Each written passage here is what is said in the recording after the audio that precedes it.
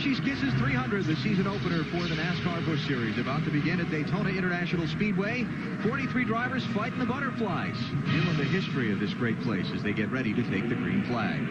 Let's show you the 43 drivers in the starting field. Martin Truex Jr., one of the 9 drivers in his first ever Daytona race, starting on pole position.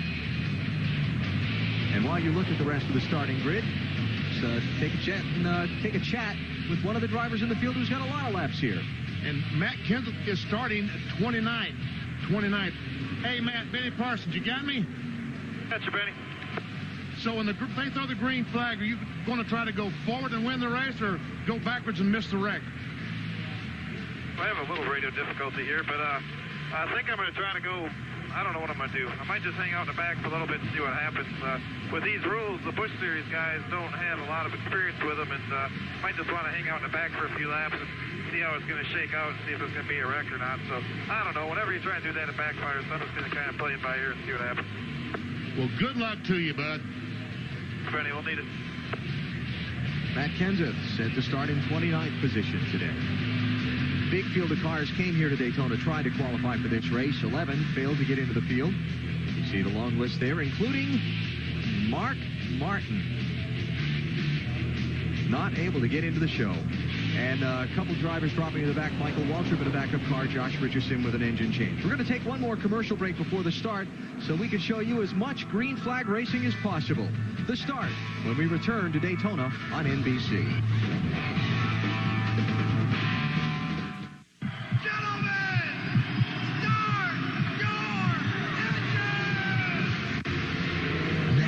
Is coming to IMAX. And it's racing right off the screen in IMAX 3D. Projected on a screen up to 8 stories high with 12,000 watts of digital surround sound that puts you behind the wheel. NASCAR 3D, the IMAX experience, rated PG. Racing into IMAX theaters March 12th.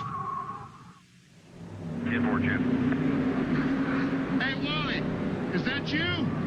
Hey, welcome back to Daytona, BP. I got a pretty good seat here. Where is that camera? Yeah, it's going to be pretty interesting. It was pretty hairy yesterday in happy hour, so just going to try to be careful, see what develops, take it from there. Well, he didn't hear me, but let me tell you that the camera that you're seeing is in his helmet. We're seeing exactly what he's seeing. Not on the outside of the helmet, that's inside the helmet. You see down here at the bottom of the picture right here, that's actually the front of Wally's full-face helmet. So the camera's mounted up right next to his eyeballs, and you're seeing what he sees as he rides throughout the afternoon here at Daytona. Michael Waltrip is going to carry one of those cameras for us tomorrow during the Daytona 500. Final lap of pacing here before we get the green flag. Let's get some stories from pit road. Marty, you lead off. I'm having so much fun, I should be paying them instead of them paying me. That's what Ron Hornaday told me right before he got into his race car. He said it's the best car he's ever had at a restrictor plate track, which is pretty good, considering he's finished 4th at these last 2 races at Talladega and Daytona. And last time I checked, Alan, or Matt, it pays pretty good if you win the race, doesn't it? Marty, David's trimming the 32. He's already made the most out of his qualifying here at Daytona. He starts on the outside of row 2. Now it's down to business and learning a lot of drafting lessons. Yes, he was part of that drafting test session at Talladega with Truex Jr., but he knows today he's got to keep his nose clean, keep the fenders on it, and just learn. Make one move at a time, and it's a lot easier said than done. Dave? Matt, Greg Biffle is the fastest qualifier for the Daytona 500, but that race is tomorrow. He only timed in 33rd best for today's race. Crew Chief Todd Parrott told me he was disappointed looking at all the cars that'll start in front of them. But he also said yesterday's final practice told him the 60 car can lead, and they think Greg Biffle can win. Alan? Thanks, Dave. Greg Biffle going to come from 33rd starting spot in this race. Weather does threaten today. You see the forecast at the bottom. The radar, well, it's not the prettiest looking thing we've seen. So we'll keep the halfway lap in mind as we get closer to it. Dale, you're used to being down there strapped into one of these race cars when it's time to start. You're about to see a whole new side of this Daytona racing. I am, and I'm excited to see it from this side. I know what these guys are feeling right now, which is, again, excitement. They're getting ready to come to the green flag. This should be really exciting. I think this has the makings of being one of the best Busch races we've ever seen here. The 81 car on the pole, Truex Jr. Till 3 o'clock this morning, the crew worked on that car, putting it back together. It hasn't been on the racetrack since he put it back together.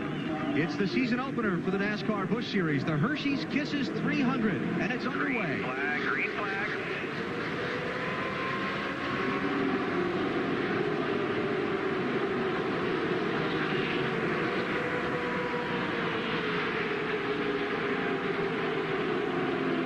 King of Stars, Ron Hornaday in the 2 car, did not get a very good start. Maybe he's laying back to try to get a run on the 81.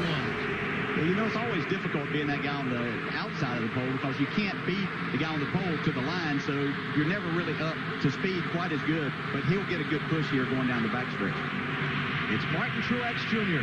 driving the Chance 2 car for Dale Earnhardt Jr. and Teresa Earnhardt, the 81. His first Daytona race. He's on pole. Then he told you about repairs to the car. He leads as they come around to complete lap 1.